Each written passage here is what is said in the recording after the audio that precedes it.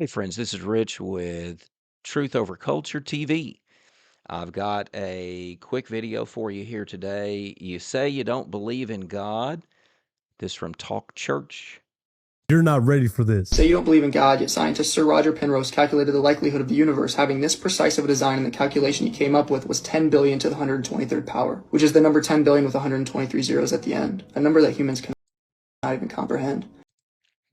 You say you don't believe in God, yet atheist scientist Stephen Hawking stated in his book, The Brief History of Time, that at the moment of the Big Bang, if the expansion rate of the universe was different by even 1/100,000th millionth of a percent, that the universe would have collapsed back on itself.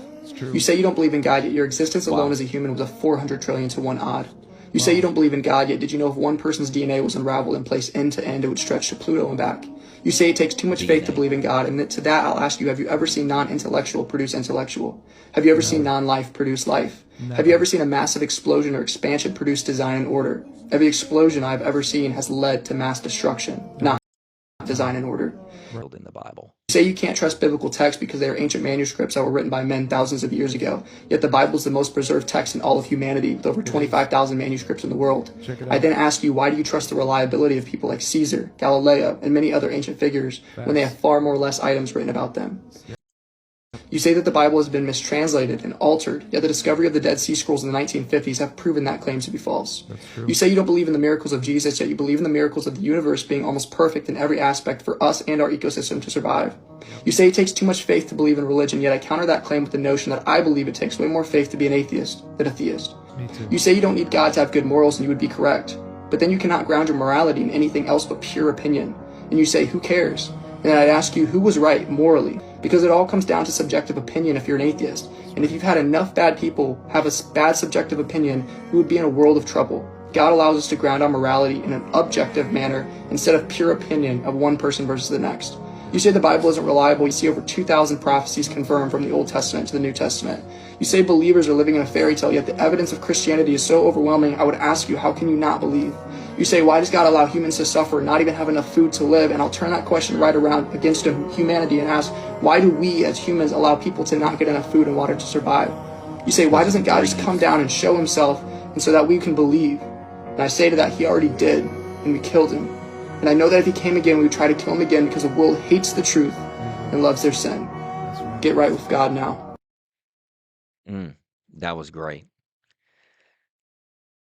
He already did come down. Jesus was perfect. He was the perfect sacrificial lamb on the cross, paying the penalty for our sins. Come to him today. Give your life completely to him. He will give you new life and then give you the power to follow him in this broken, crooked world. Come to Jesus. I'd like you to comment. Was there things that you agree with, disagree with in that video? Please share a comment down below. Try to interact with all those. I love interacting with people in the comments. Also, please hit the thumbs up and then also subscribe to the channel. We want to grow a community here that challenges each other, that talks about stuff of the faith. And even if you don't believe in Jesus right now, I challenge you to think about Jesus today. Be intellectually honest and start to check things out. The Lee Strobel, he's a person that wrote the Case for Christ. He was an investigative reporter, and then his wife became a Christian. He said, "Okay, I'm going to just disprove this," and he started looking to the resurrection.